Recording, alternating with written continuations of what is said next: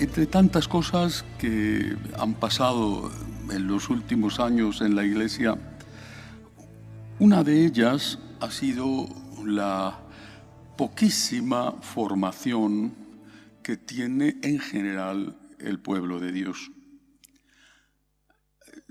Hace ya años, siendo Papa Benedicto XVI, en un importante discurso a la Curia Vaticana, constató esta poca formación y dijo que lo que sabían en ese momento ya los ancianos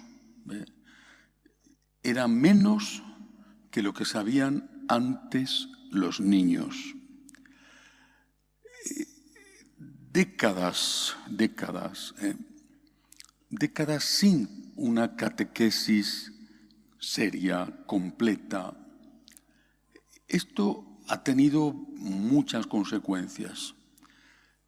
Una de las más trágicas, desde mi punto de vista, es la ruptura en la transmisión familiar de la fe.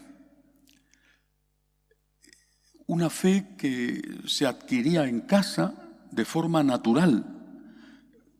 Veías a tus padres ir a misa, ibas con ellos a misa, te enseñaban a rezar, te enseñaban el respeto a lo sagrado, y eso iba permeando en ti por ósmosis, sin darte cuenta, hasta que después, cuando ya llegaba la hora de tu crisis de adolescencia, la mayoría por lo menos hacía suya esa fe de sus mayores. No solo porque era una rutina, sino porque durante los primeros largos años de su vida había sido su oxígeno, había sido aquello que le ayudaba a dar sentido a su vida. Cuando se rompe esta transmisión familiar de la fe, nos encontramos con esta gigantesca apostasía en la que ahora la Iglesia se debate. Más acentuada en algunos países, menos en otros, pero en general. La carencia de jóvenes, la carencia dramática de vocaciones, pero también nos encontramos, unido a esto y como consecuencia, con la imposibilidad de muchísimos padres católicos o abuelos para poder dar razón de por qué creen a sus propios hijos. ¿Por qué creo? ¿Por qué tengo esperanza? Se tiene y se ha sobrevivido a las crisis en un contexto mayoritariamente ya indiferente, cuando no hostil. Pero no tenemos razones para, no digo defender, sino para dar incluso a los más próximos y queridos. ¿Por qué creo en Dios? ¿Por qué? ¿Por qué creo en la vida eterna? Y estos son solo 2 puntos de un amplio abanico. La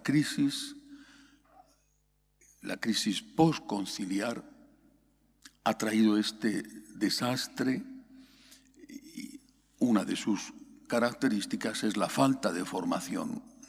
Como decía Benedicto, lo que antes sabían los niños, ahora ya no lo saben los ancianos. Tus hijos, tus nietos te preguntan, y te preguntan lo que han oído en el colegio o en la universidad, o lo que dice su compañero, su compañera. Te preguntan cosas de doctrina, o sobre todo te preguntan cuestiones de tipo moral que les incumbe, que les afecta, que está relacionado con su vida. ¿Por qué no puedo tener relaciones prematrimoniales? ¿Por qué no me puedo ir a vivir con mi novia, con mi novio, con mi compañero? ¿Por qué si me atraen los hombres o si me atraen las mujeres no puedo estar con una persona de mi mismo sexo? ¿Por qué? Y este pueblo de Dios, que no ha sido formado, que no ha sido preparado y que también en cierta forma es culpable porque no ha buscado esa preparación, este pueblo de Dios no tiene respuestas a esas preguntas vitales que le están haciendo los suyos y luego otros también en tu trabajo, bueno, sobre todo cuando hay un escándalo, cuando se sabe un cura ha hecho una fechoría, ya sabes que vas a ir al trabajo y se van a meter contigo, anda que los curas, anda que tal, bueno. Para nosotros los franciscanos de María la formación es un elemento muy importante dentro de nuestra espiritualidad. No el más importante, pero es muy importante.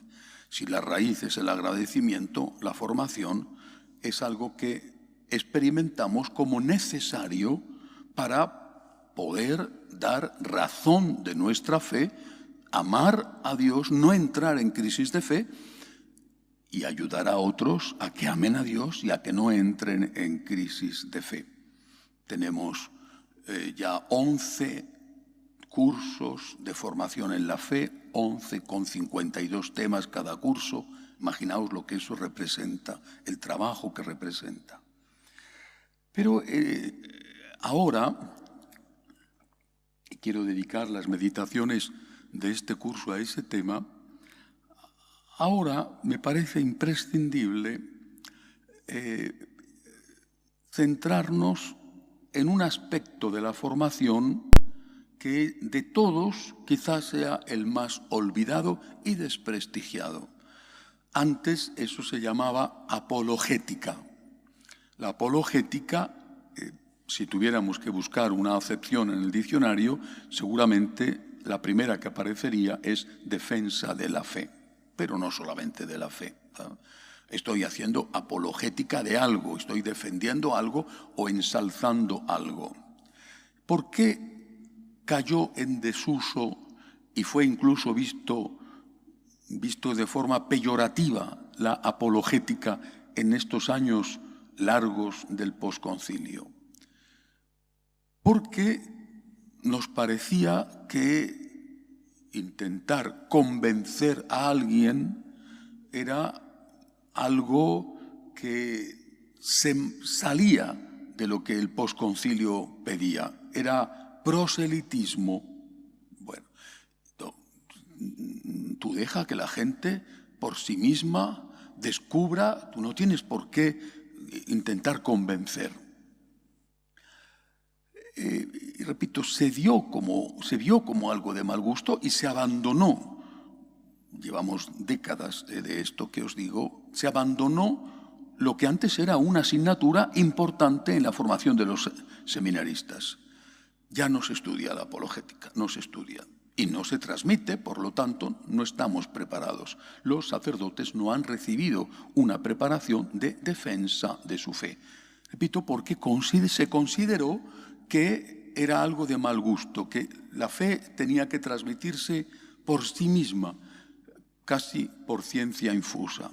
Los sacerdotes no sabemos, no tenemos argumentos para defender la fe, no los hemos aprendido, no nos lo han enseñado, quizá alguno por su cuenta ha buscado. Bueno, incluso se ha pensado como algo malo, casi pecaminoso, hacer lo que se llama proselitismo, aunque el concepto de proselitismo es suficientemente ambiguo para que algunos lo confundan con evangelización.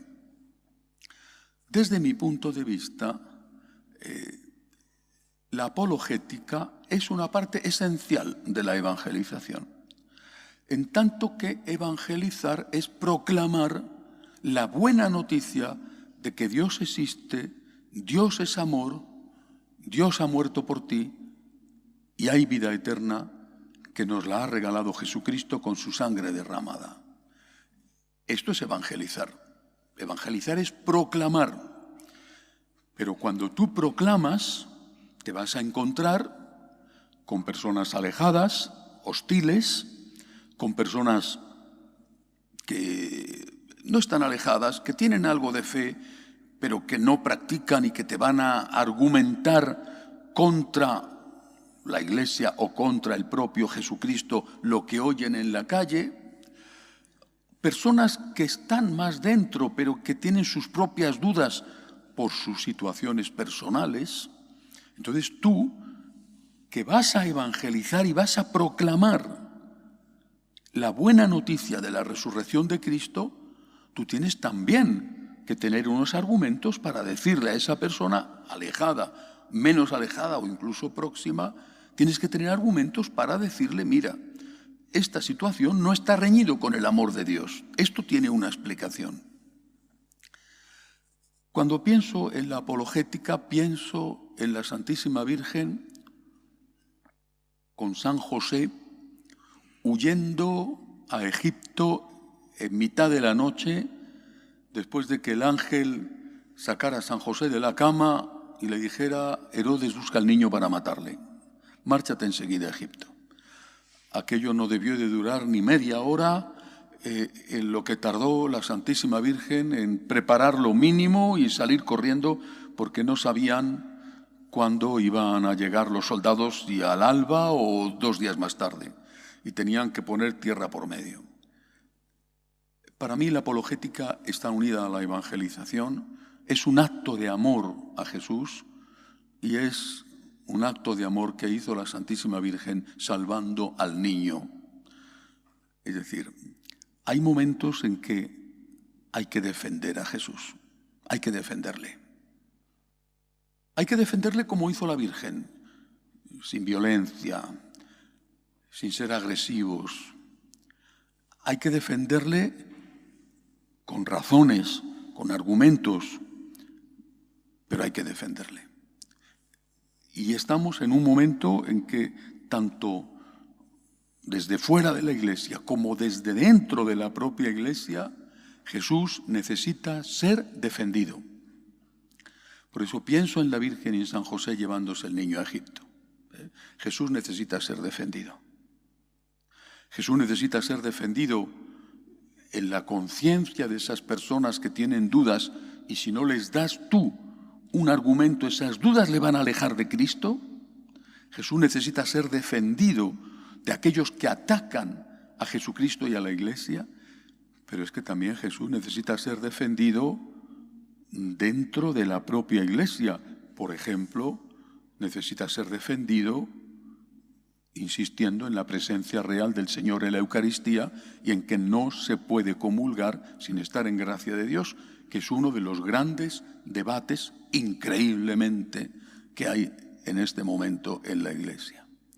Por tanto, apologética es efectivamente defensa de Jesús, por amor a Jesús.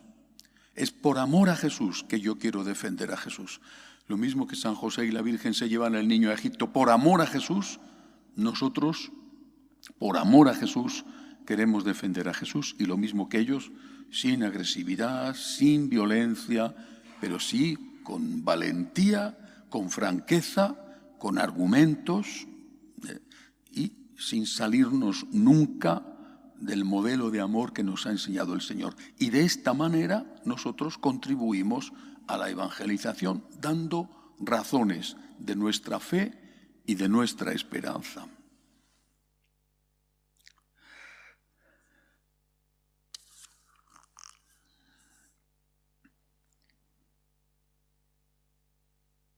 La apologética tiene, por lo menos en el curso que voy a desarrollar, tiene 3 grandes bloques de argumentos en defensa y en presentación, no solamente defensa de nuestra fe.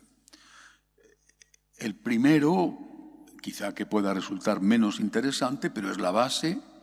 El primero es el dogma, la doctrina. El segundo son las cuestiones morales, no solo el 6º mandamiento. Y el tercero, cómo hacer frente a los escándalos reales, agigantados, que nos están salpicando continuamente y que tenemos que saber dar una respuesta sobre ellos. Voy a intentar, si Dios quiere, que a lo largo del curso pueda presentar todas estas cosas, por lo menos las esenciales. Empezamos con el dogma. Una de las cosas que hay que saber, que es esencial y que todo católico debería de saber, es que la nuestra es una religión revelada. Revelada. ¿Qué significa? Es una religión que tiene unos principios dogmáticos, una fe, unas creencias, que ha sido revelada por Dios. Eso significa que nuestra religión cree en unas cosas que no proceden de los hombres, de un hombre, de un grupo sabio, de sabios, de la mayoría, de el conjunto de la humanidad. No. Este es un punto de partida imprescindible para entender nuestra religión y para hacérselo entender a los otros. En un momento en el cual todo ya es cuestión de lo que opine la gente, o lo que vote la mayoría, o lo que dicen las encuestas, nosotros tenemos que saber que no es así para nosotros. La nuestra es una religión revelada. Hay una primera revelación escrita en la naturaleza humana, común a todos los hombres, que es lo que se llama, en filosofía y en teología moral, se llama la ley natural. Está en los genes, está en los genes. En los genes de cualquier ser humano hay unas nociones básicas de bien y de mal, y también hay unas nociones básicas sobre la propia existencia de Dios y lo que hay más allá de la vida. Cuando estudias la historia de la humanidad, muchísimo antes de que apareciera el cristianismo, descubres, los antropólogos lo saben, los arqueólogos lo saben, descubres que, por ejemplo, el hombre, el Homo sapiens sapiens, y quizá incluso algunos ya están pensando que también el Homo sapiens neanderthalensis, el hombre de Neandertal, entierra a sus muertos. ¿Y por qué entierra a sus muertos? Porque cree que esos muertos no están muertos para siempre. ¿Por qué ponen junto a los muertos cosas que han usado en esta vida, tesoros que seguían siendo útiles y además seguramente valiosísimos para el que quedaba vivo? Porque piensa que en la otra vida va a necesitar esa herramienta o ese collar. Muchísimo antes de Jesucristo, los egipcios levantaron sus pirámides y escribieron con sus jeroglíficos el libro de los muertos, también el libro de la vida, que es el libro de los médicos, porque creían que había vida eterna. Está escrito en nuestros genes la intuición de que esto no es el final, de que esto simplemente es un paso. Una intuición que se va a expresar de muchas maneras. Esa intuición es lo que llamamos la ley natural, que tiene ese aspecto dogmático y que tiene también un aspecto moral. Pegar a un padre está mal, pegar a una madre está mal, en cualquier cultura. Eso está mal, eso es horrible, en cualquier cultura. Las primeras que nos han llegado, las primeras transcripciones de leyes éticas, por ejemplo, el Código de Hammurabi, con aquella escritura como si fueran rabitos de pasa o pisadas de gallo, pequeñitos, ya hacen referencia a esto, a que hay cosas buenas y cosas malas. Lo básico. Esto hoy está desapareciendo. Por tanto, lo primero que tenemos que saber es que la nuestra es una religión revelada, pero que una parte de esa revelación está escrita en nuestro ADN. Lo mismo que en nuestro ADN está escrito otras cosas, tenemos un estómago, unos riñones, un corazón, un sistema sanguíneo con una doble circulación de la sangre. Es nuestro ADN. Bueno, pues lo mismo Dios, nuestro Creador, ha puesto en nosotros una base dogmática y una base moral. Esto es muy básico y es común a todos los hombres. Está hoy en día empañado por la destrucción deliberada que se está haciendo del ser humano. Segunda parte de la revelación, el Antiguo Testamento. En el Antiguo Testamento, Dios va mandando su enseñanza a través de personas concretas. Abraham, por ejemplo, la fe en el único Dios, solo un Dios, no dioses, no solo uno. El hombre ha creído en la divinidad, pero lo ha expresado diciendo, hay un Dios en los arroyos, hay un Dios en los bosques, hay un Dios en el campo, hay un Dios. Solo hay un Dios, y este Dios es el Dios que ha creado todo. Y sigue mandando en el Antiguo Testamento mensajes con mensajeros. No solamente Abraham, o no solamente los patriarcas. La importancia de Moisés, el decálogo, que es la sintetización magistral de esa ley moral natural. Sobre todo los 7 mandamientos que hace referencia al hombre, que es la ley moral natural puesta de forma esquemática y racional. No mates, no robes, no desees la mujer o el marido de tu prójimo, no mientas. ¿A ti te gustaría que te mintieran?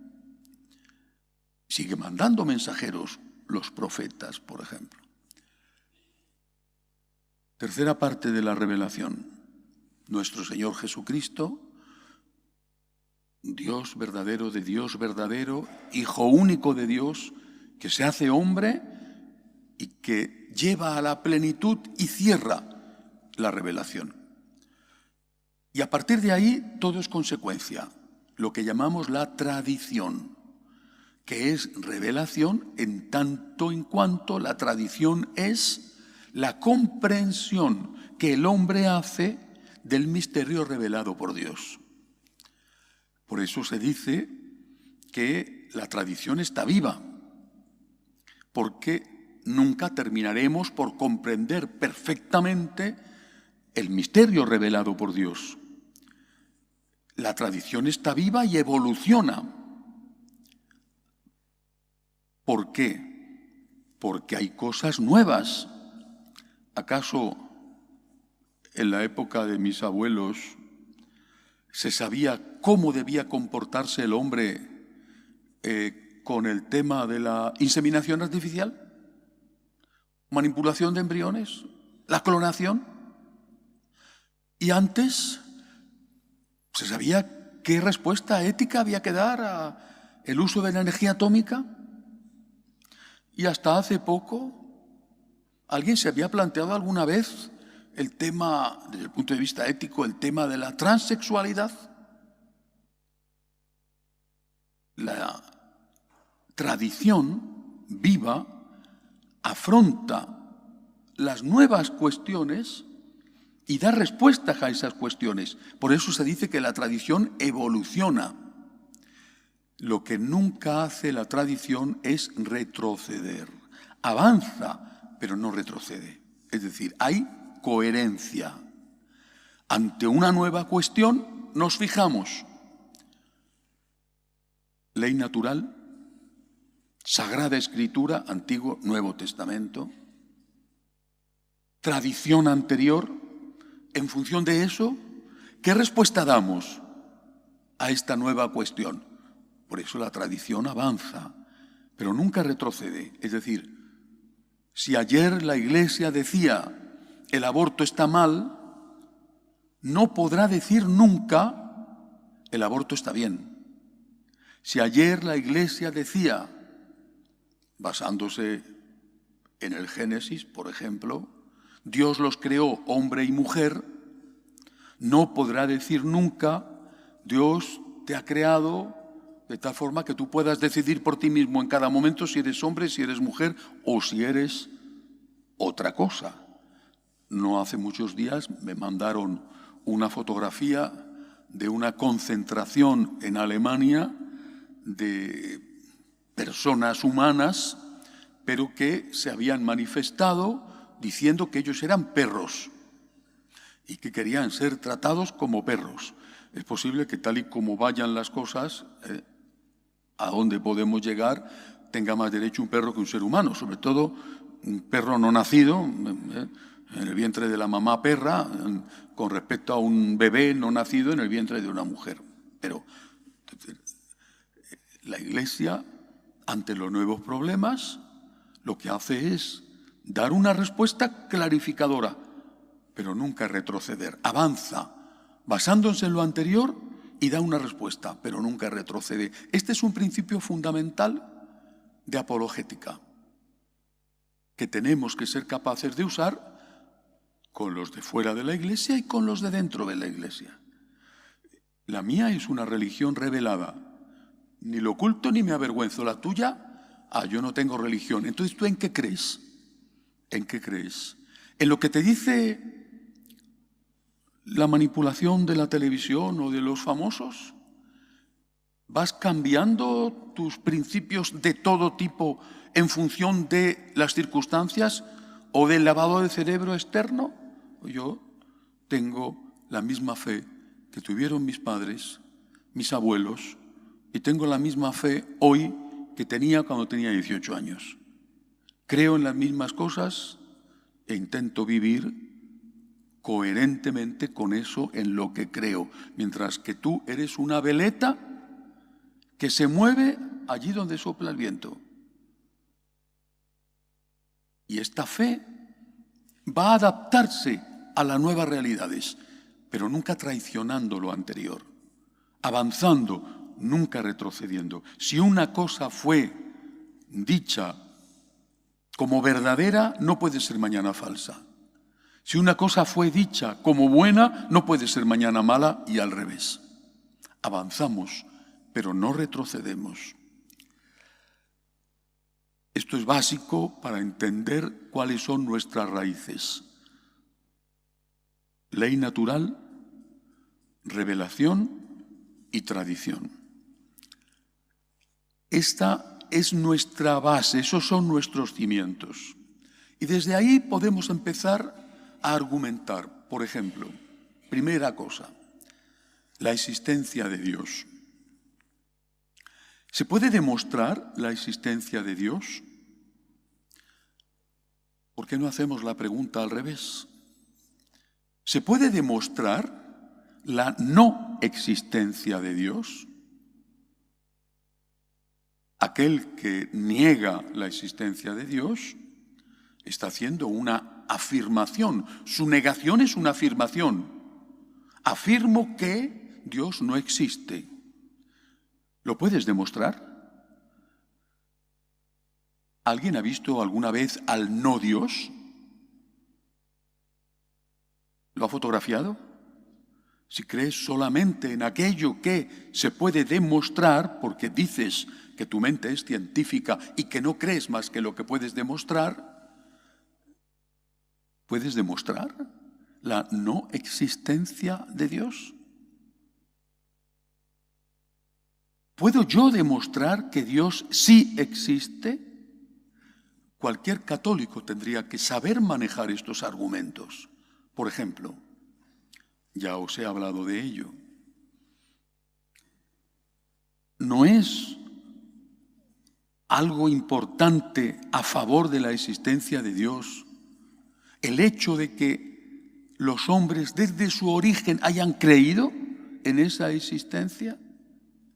Y que esa fe en la existencia, manifestada de forma muy distintas, muchos dioses, un Dios que está en las cosas, en las personas, reencarnación, pero al fin de base hay algo y hay alguien. ¿No es ese ya de por sí un argumento importante. Y luego, hablando de mente científica a mente científica, ¿cómo justificas, cómo explicas la existencia del mundo? Hay más estrellas en el universo, está calculado, que granos de arena en todas las playas de la Tierra. ¿Cómo explicas eso? ¿De dónde viene? En su ignorancia, porque la inmensa mayoría no ha leído nada. Y esa es nuestra ventaja. Te van a contestar probablemente el Big Bang. No saben ni lo que es. El Big Bang. ¿Y qué es el Big Bang? Pues que no había nada y un día hubo una explosión. Y de ahí ha salido todo. ¿Y solamente ha habido una explosión en tantos millones de años? Porque ¿cómo justificas que no haya nada y que haya una explosión y de ahí salga todo? ¿Eso es racional? ¿Eso es científico?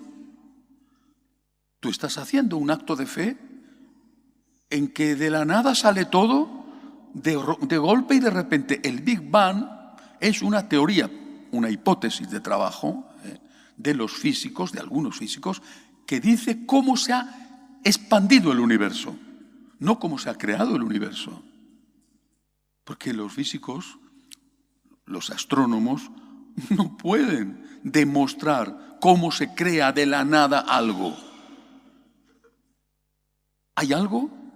Una inmensa cantidad ingente de energía contenida en un punto minúsculo y que explota. Bueno, es una teoría, pero hay algo, hay algo. ¿Y quién ha creado ese algo?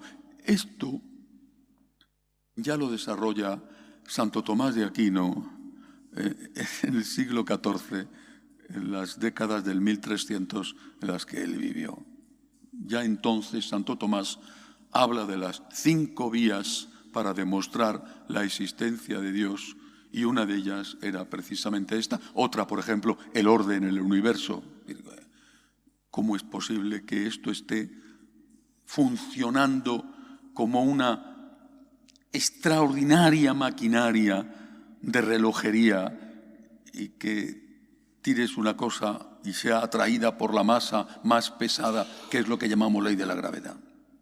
Bueno, las casualidades existen. Efectivamente, una casualidad es que vayas por la calle y te encuentres un billete de lotería que después resulta que sea el número premiado. Pero viste, las casualidades no explican cómo de la nada surge el todo. Por lo tanto, lo que tenemos que hacer es tener argumentos para, con amor, decirles a estos: tú no eres científico. Tú tienes una fe en la no existencia de Dios mucho más grande que mi fe en la existencia de Dios. Respeto tu fe.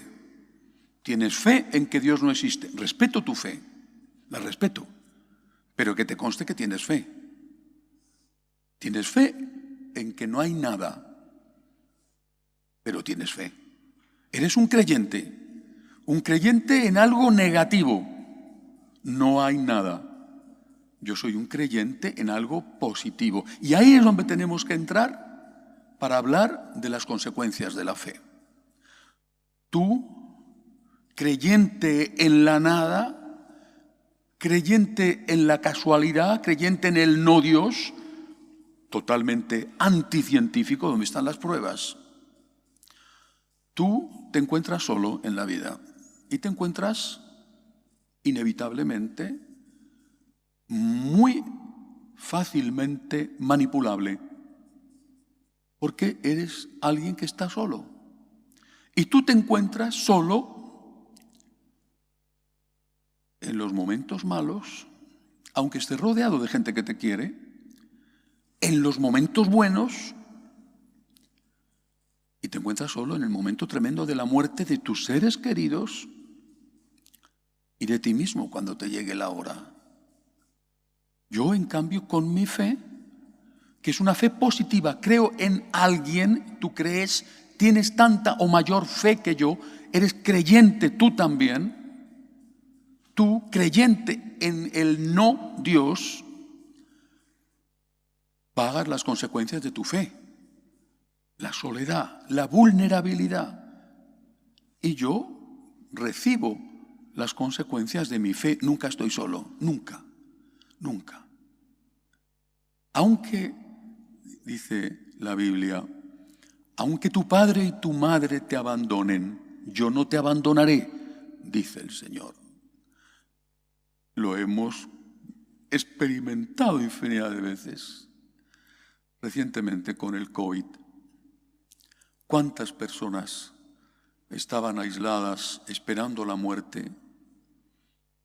Sus familiares no podían llegar, ni siquiera el sacerdote en muchos casos.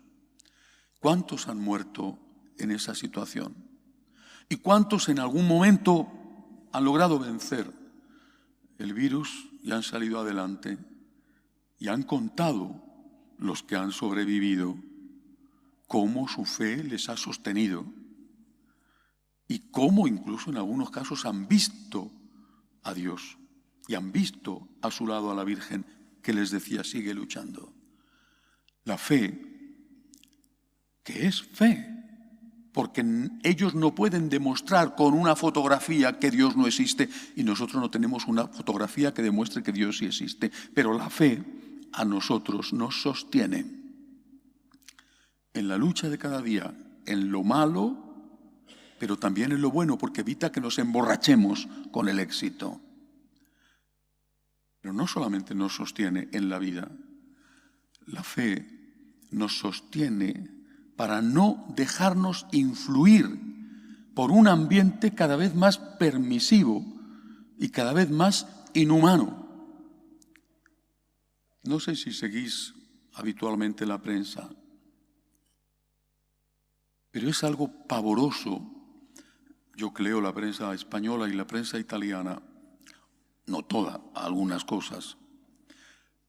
Me aterra ver el número creciente de abusos por parte de pandillas de menores de edad, por supuesto también pandillas, lo que llaman la manada de mayores de edad, pero pandillas de menores que abusan de niñas. Está destruyéndose. Digo, no podemos generalizarlo y decir, los adolescentes son todos unos abusadores. Ni se me pasa por la cabeza decir esa estupidez. Pero esto es un asunto creciente, preocupante, o debería de serlo. ¿Qué está pasando con esos adolescentes y con esos jóvenes? Pues que son hijos de una generación sin Dios. Y por lo tanto son frágiles, vulnerables, influenciables. El 70% de los adolescentes está consumiendo pornografía sin que en su casa se enteren. Hace ya años salió una encuesta que decía que 3/4 de los adolescentes españoles se emborrachaban al menos una vez al mes. Emborracharse sin que su familia se entere. Este mundo sin Dios está destruyendo al hombre, y eso tenemos que decirlo. Esta generación no es una generación fruto de una sociedad creyente, sino que es una generación fruto de una sociedad atea. Su fe en el no Dios no solamente deja a la persona sola, sino que la deja vulnerable, la deja frágil, delante de una manipulación científicamente preparada. Hay un experimento sobre toda la sociedad y cómo se va manipulando, dando determinados mensajes de muchas maneras, por ejemplo a través de las películas. Nosotros tenemos una base, tenemos una raíz. Puede ser, y de hecho es, que seamos incoherentes con eso en lo que creemos, que seamos inconsecuentes, pero sabemos que cuando hacemos el mal, hacemos el mal. Mientras que ahora todo esto es horrible, pero está transformado en algo inocuo o incluso en algo bueno. De ayer era la estadística de que casi 89.000, casi 90.000 niños no han podido nacer en España debido al aborto, en un contexto en el cual en España no hay niños. 90.000, han nacido 400 y pico mil, o 300 y pico mil, más los 90.000 tendrían que haber sido casi 500.000, más luego los abortos debido a las pastillas, que no se pueden contabilizar, la píldora del día siguiente. Una generación sin Dios se convierte en una generación que mata a sus niños en el vientre de su madre, rompiendo la columna vertebral que sostiene toda la naturaleza, el amor de la madre al hijo. Lo ves en los pájaros, lo ves en las leonas, lo ves en las hienas, lo ves. El ser humano se degenera porque se ha alejado de Dios y mata a sus criaturas y destruye, por supuesto, su propio futuro. Ahora, no solamente mata al niño, ahora destruye su futuro con todo lo que representa el cambio que se va a producir en países como el nuestro, con una presión emigratoria fortísima que viene a llenar un vacío que incluso desde el punto de vista laboral y desde el punto de vista de los costos de la seguridad social y de las pensiones de los ancianos es ya insostenible. No tener fe en Dios, tener fe en el no Dios, deja al hombre solo y deja al hombre vulnerable. Y le deja desesperado. Desesperado a veces incluso en el sentido más brutal de la palabra. Estoy desesperado. Y otras veces simplemente en el sentido de falta de esperanza. No tengo esperanza. Tu muerte, ¿cómo la afrontas? ¿Cómo la afrontas tú con tu fe en el no Dios? ¿Y la muerte de tu hijo? ¿Y si has querido a tu padre y a tu madre, la muerte de tus padres? ¿O de tu cónyuge, si le has querido de verdad? ¿Cómo lo afrontas? Porque eso es un desgarro espantoso. Tú que tienes fe en que no hay nada, estás solo en la vida, estás solo en lo bueno y en lo malo, eres vulnerable a las manipulaciones y no tienes esperanza. Estás desesperanzado y a veces incluso desesperado. Esto tendría que ser algo, estos argumentos, que aprendiéramos de memoria, porque los tienes que transmitir a los tuyos, que son los que ya están en crisis de fe. San Pablo decía, tenéis que dar razón de vuestra esperanza. Y en la primera carta a los tesalonicenses les dice,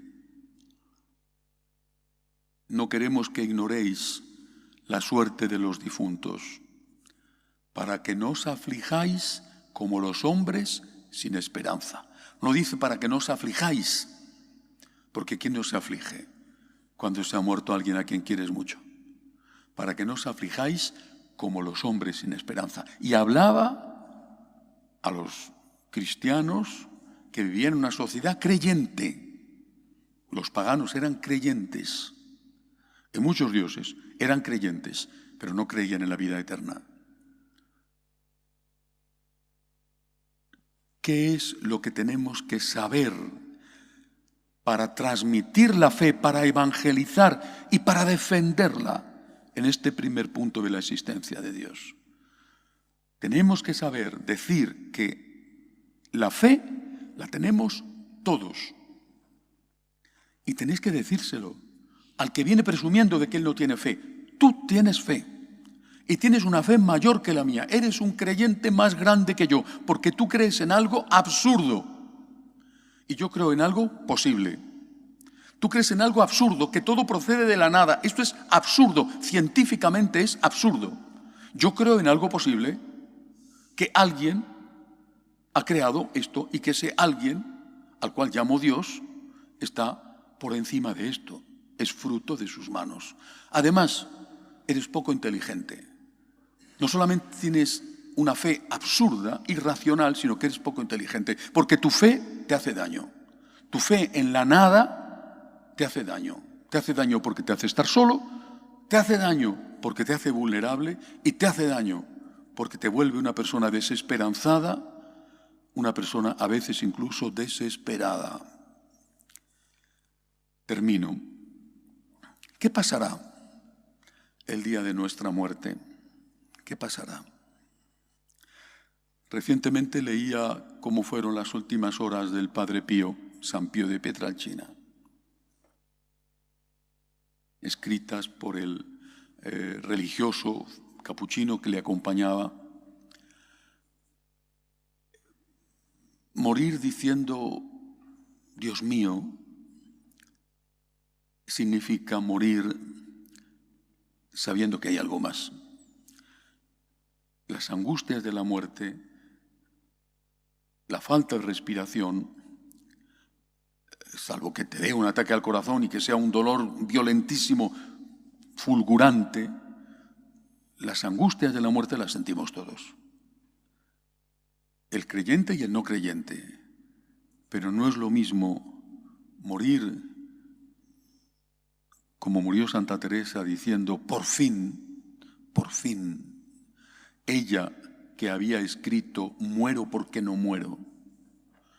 Y cuando muere dice, por fin. O morir como el Padre Pío, o morir como tantos de los nuestros. Confío, Señor, me abandono en ti. En tus manos encomiendo mi espíritu. Ya eso es diferente.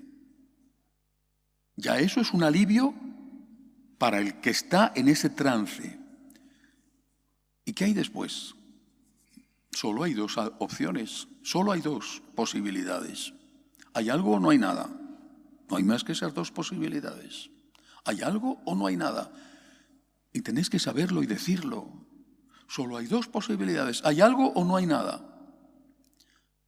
Suponte que no hay nada. El ateo tiene razón. No hay nada. Todo esto es fruto de la casualidad. Esto es absurdo. Pero suponte que este absurdo es auténtico. No hay nada. ¿Podrá el ateo decir, tuve razón? No, porque si no hay nada, no hay nada. Él ha desaparecido para siempre. Y el creyente en Dios, porque el ateo es creyente en el no Dios, el creyente en Dios, si no hay nada, ¿podrá decir me equivoqué? Tampoco. Pero habrá pasado la vida acompañado, con fuerza para hacer frente al mal y no emborracharse con el éxito. Se habrá mantenido firme y no siendo una veleta, y habrá afrontado la muerte de los suyos y la suya propia con una fuerza que no tendría y con una esperanza que no hubiera tenido. Diciendo, usando un término coloquial, si pudiera decir algo que no lo podrá decir, diría que me quiten lo bailado. Pero ¿qué ocurre si es al revés? Que efectivamente hay algo, que es lo más lógico, lo más racional. Hay algo, está Dios. ¿Qué va a hacer el creyente en el no Dios? Cuando de forma irracional y obstinada ha insistido en negar lo que es evidente, lo que ha creído el hombre siempre desde que el hombre existe. ¿Qué va a hacer? ¿Qué va a decir? La misericordia de Dios que es infinita, Dios sabrá, vale. ¿Pero qué va a hacer? ¿Qué va a decir? ¿Qué va a hacer el creyente en la existencia de Dios cuando se encuentre allí cara a cara con el Señor? Dirá, acerté de pleno. He vivido con Él, me ha sostenido en lo bueno y en lo malo. He afrontado este trauma de la muerte acompañado y aquí estoy en tus manos. Hay un cuento, una historia muy bonita. Es una historia, no, por supuesto, pero es muy bonita. Están en el vientre de la mamá dos gemelos y hablan el uno con el otro. Nos que está llegando la hora. Sentimos los dos que esto está terminando, que vamos a ir allí afuera y no sabemos lo que hay. Aquí está todo oscuro, no sabemos qué habrá allá afuera, estamos tan bien, tan a gusto, calentitos, alimentados.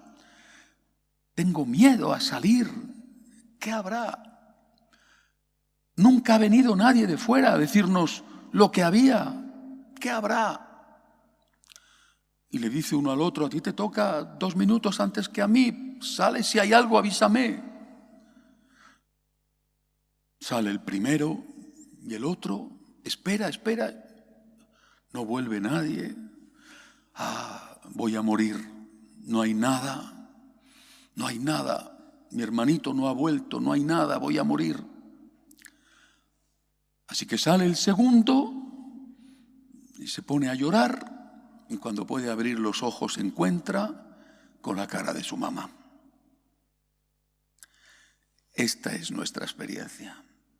Y esto es lo que tenemos que ser capaces de transmitir con la vida, con la alegría de vivir, con la esperanza que tenemos, pero también con argumentos. Esto es apologética y esto es evangelizar. Ayudar a los nuestros que están perdiendo la fe, que les están robando la fe de sus mayores, ayudarles con argumentos que entren en su cabeza. No bastará, porque la fe es un don, pero esto es necesario que lo tengamos bien presente, que sepamos manejarlo bien y que sepamos, por supuesto, comunicarlo y transmitirlo bien. Que Dios nos ayude a defender a Jesús de los Herodes de fuera y de los Herodes de dentro. Terminamos con una oración. Dios te salve María, llena eres de gracia, el Señor es contigo. Bendita tú eres entre todas las mujeres y bendito es el fruto de tu vientre Jesús. Santa María, Madre de Dios, ruega por nosotros pecadores, ahora y en la hora de nuestra muerte. Amén. Gloria al Padre, al Hijo y al Espíritu Santo,